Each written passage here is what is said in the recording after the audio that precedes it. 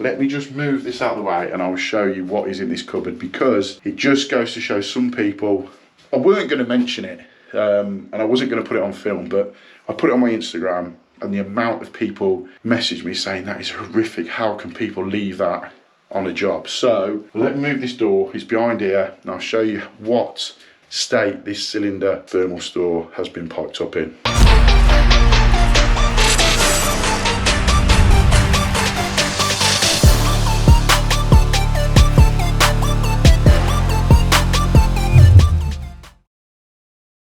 Right, welcome back to the channel. Hope everybody is doing well. The last week or 2 weeks, the stress levels in my head have been through the roof. So I haven't been filming a lot of what I've been doing this week because I just wanted to get on with stuff. And to be honest, I just wanted a little bit of a break. But I've got plenty filmed from the bathroom that I'm doing. That is part of the reason why my stress levels are through the roof at the minute. So that is to come in the next week or so. So today, I've been at a job that I started before Christmas. I will link it further on in the video when I get to it. And it's a job that I carcassed out in copper. I've just come back now to start refitting the bathrooms. I haven't filmed much of it, as you'll see, but I just wanted to give you a little bit of insight. I just wanted a little bit of time out from filming, cracking on with this bathroom, which I have done. But while I've been here, the renewables people who did the underfloor heating and the air source stuff and the thermal store, they were here a couple of days before me getting here. Now they've piped up the cylinder or the thermal store unit in the cupboard. You are not going to believe what state they've left it in. Wait till the end of the video when I show you. You won't believe what someone who's been in the trade for a while, he's stepped back from doing this job and he's gone, I'm happy with that and I'm willing to charge a customer for it. You wait until you see how he's left it later on, because it just completely shocked me. And in all honesty, it's nothing to do with me, but I personally want to rip it out and repipe it. So we've got that to come. And I also go to look at a job with a guy that I know watches the channel. He's a local plumber to me. Shout out to Trev. I've been to look at a job with him a few weeks ago, so I'll include that in here. It's just a little bit of an underfloor heating job and an issue with the manifolds. So that's enough from me. I'll let you get on with the video. Hope you enjoy it. As always, hit the like button, hit the subscribe button, all that jazz, and I will catch you soon. Right, today we're on a little job with a good mate of mine, Trevor, a local plumber. He doesn't really do underfloor heatings and he doesn't do pressurised cylinders, so he's got me out to service a pressurised cylinder up in the roof of this property, and they've got a little bit of an issue with their underfloor heating. They've not long bought the house, not long moved in, and they're just sort of trying to get their head around it. I've spent the last 20 minutes, half an hour with Trev trying to get our head around it and work out what valves are working, what valves aren't, what loops are working, seeing how it's wired up. Now you can see within these glasses on top of the manifold, the system is very oxidized, very dirty. This loop hasn't been used for some reason. I'm not sure why yet. I haven't got to the bottom of it, but because it hasn't been used, you can see the glasses are clear. So what I'm going to advise them is we're basically going through this today, trying to get a head around it. I've got my thermal image in because we've been trying to work out what loops are working, what loops aren't. But just by looking at these, I would say it's either not had any bit of put in it. It seems like an old system, so maybe it wasn't a thing back then. But what I'm going to suggest to them is give them a few options where they want these changing and the system flushing through, or to be fair, I think they would probably get rid of all of this and have a new manifold put in with a pump, bypass valve, etc, etc, because it will just work a little bit better. But we've been through the house and tried to get each zone working. I'll quickly take you through now, because we have opened up part of the loop to try and get some heat in. So this is the hallway, and as you can see, I've got my thermal imaging. You've got heat coming through here. The kitchen there was having no heat. So when we first got here, here's Trev, look, trying to look busy. Look at him with his Unilite hat on. Show us your hat, Trev. Old school Unilite hat. So when we first got here this morning, this kitchen loop, this area here, had no heat into it. So we've turned the stat up, checked the actuators down in the garage, and you can see now the loops are beginning to appear in it. Got, which one's mine, Trev? That one. See, good customer look, even got coffee straight away. So we've got that, we've got the loops there. This back end of the dining room, that was hot. So this stat was picking up this area, showing hot. This stat was down and this area wasn't warm, there was no heat into it, but you can just make out now the actual heat coming into it. So that's telling us that those actuators are working, they're doing their job out in the garage. I think 2 of them are playing up, but I'm just still working through whether they are or not. For some reason in this property, again, the customers have recently bought a house, so they're getting their head around it a little bit. But what they've got is, they've got HikMicro stats. One for the landing area, for instance. One in this bedroom here. One in each bedroom, as if there's underfloor heating. They were under the assumption they had underfloor heating and just didn't know how it worked. But also, as you'll have noticed, there's radiators in each room. So whether the customers, they wanted to put the provisions to have underfloor heating in, we can't quite work out yet, because obviously the rads are just completely controlled individually. But all we can pick up is the heating pipes running through the floor. So that sort of threw me for a while. And then upstairs, we're gonna have a look in a minute. We've got a pressurized cylinder we've got to do a service on, which is fairly straightforward. Water off, check the expansion vessel, check the cut-offs, check the PRVs, and clean the filter, the strainer out. So take you up there shortly once we've sort of got our head around this underfloor heating. You know, it doesn't work instantly. It has, especially through the screed here, because you've got, say, 50mm of screed. The heat has to come from the pipes, work its way through the original floor. Yeah, work through that concrete, through that screed. Yeah. And then it's got to get through the tiles as well. Yeah. So it's not like just turning a radiator on. That's warm anyway, so it doesn't matter. But that's showing through now. It's beginning to come through. So I've just jumped up into the roof to service this pressurised hot water cylinder. Now they're fairly straightforward to service. You've got your main incoming mains here, so we'll shut this off. Line strainer here. We'll whip this out. Check that's all clear, check the expansion vessel, pop the top off, open the taps up with it off, make sure there's all the pressure out of the system, and then just check this is at 3.5 bar. If not, got our pump here, we can pump it back up. You've got your PRV, so just see, these are a funny thing. Sometimes when you touch these and open them up, they won't reseal, but I've just checked, that one's all right, and that one's all right. Now, as long as they're letting by and then shutting off, we're fine. Obviously, size up pipe on your D2 discharge pipe, which we've got here. We're just going down to check the cut-off, so we'll just disconnect the cylinder stat and make sure the motorised valve shuts off on the cylinder.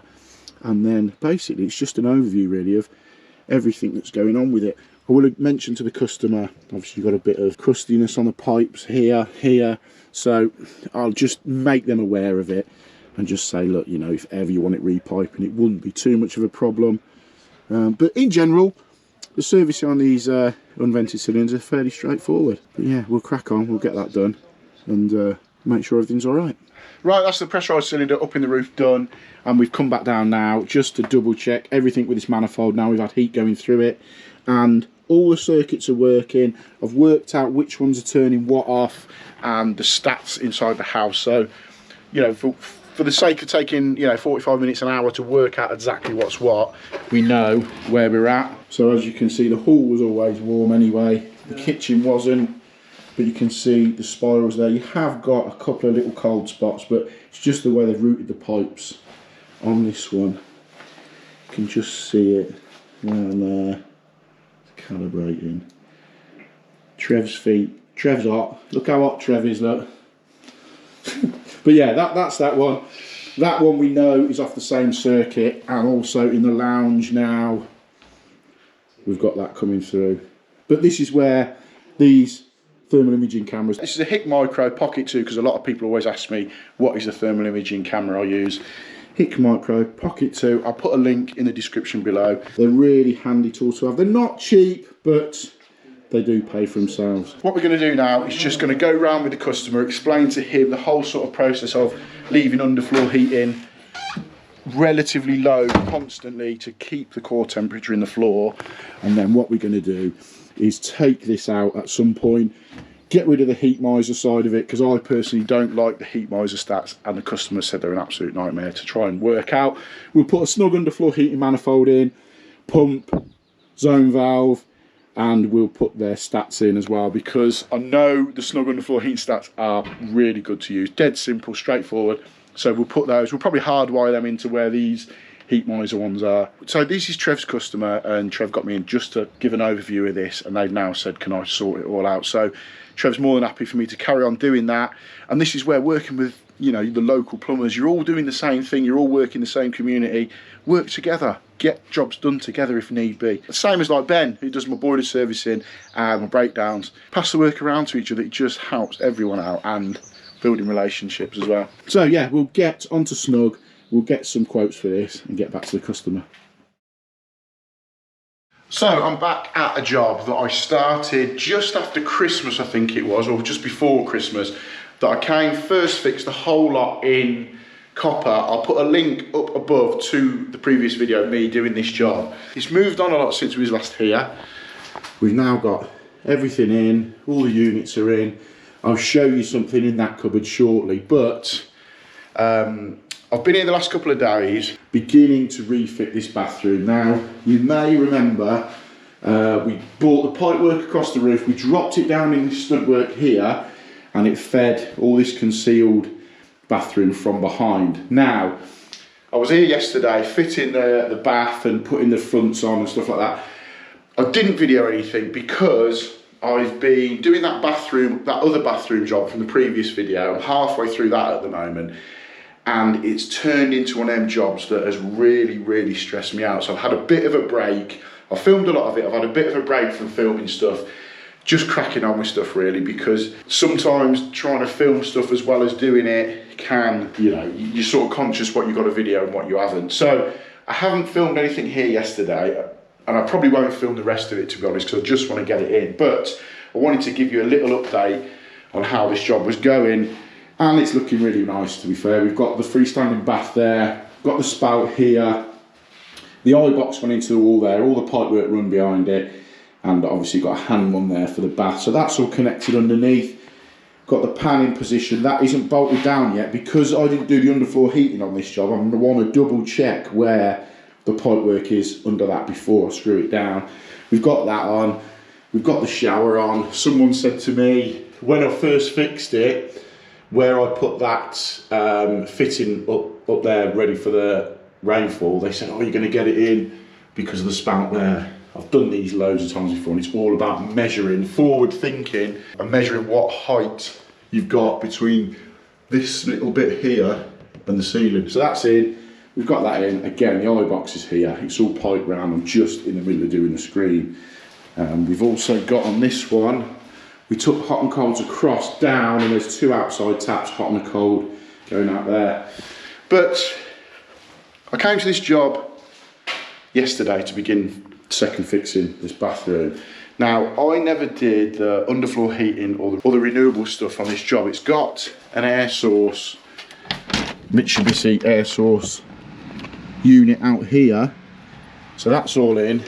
Now, if you can remember, if you watched that video I put a link to of carcass in this job, I brought down two pipes, two hot and cold to feed the bathroom and a hot and cold to take over to feed the outside taps.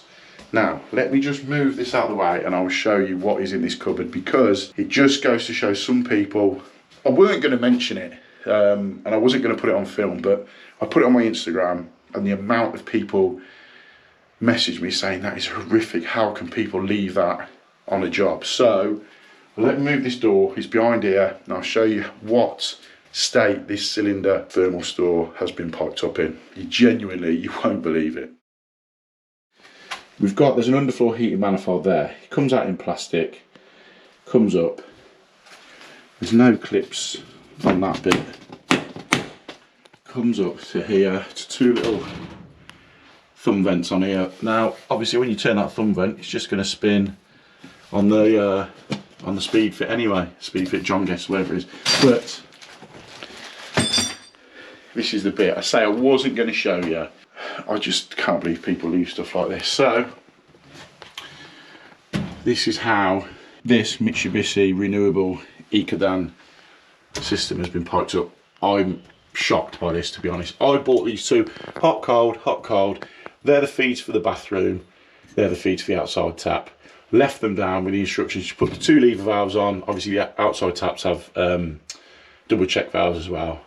to be fair, I am going to just cut them in because clearly they're not going to do it. But look at the state of that. Expansion vessel in a flexi. I personally don't like that. I know you are allowed to do it, but it's not for me. But just look at the state. I'm sure, I know on boilers you have to have the first meter in copper. This is just straight onto push fit here, again, with some thumb vents that will just spin. Over to there, they're not even coming up straight. It's just absolutely shocking, in my honest opinion. I mean, don't get me wrong, I've done plastic on jobs before, but my unwritten rule is wherever pipe work is on show, I'll do it in copper every single time. I mean, they've just bent these pipes out. They were coming down straight. It looks like he's just connected onto there, pulled it out. There's T's, it's just...